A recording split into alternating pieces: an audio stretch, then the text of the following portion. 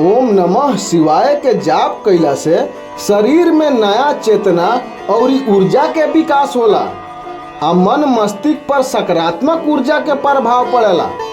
ओम नमः शिवाय के जाप प्रतिदिन करे के चाही। ओम नमः शिवाय के जाप से पाप के नाश होला और इस साधक के लौकिक परलौकिक सुख प्रदान होला।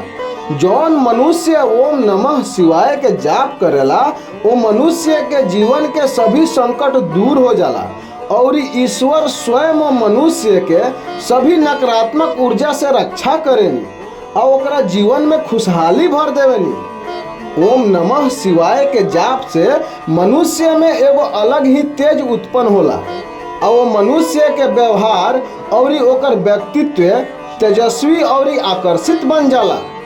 लोग वो मनुष्य से प्रेम करे लागेला और ओकर प्रशंसा होखे लागेला। ओम नमः शिवाय के जाप अशांत मन के शांत करेला।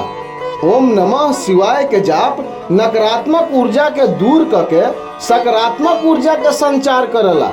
मन के सारा गलत विचार के दूर करेला और ये अच्छा महसूस होला।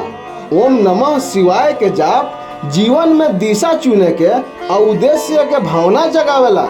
जौन मनुष्य ओम नमः शिवाय के जाप प्रतिदिन करेला वो मनुष्य से भोलेनाथ अति शीघ्र प्रसन्न हो जानी और वो मनुष्य पर अपन कृपा बरसावे लागेली।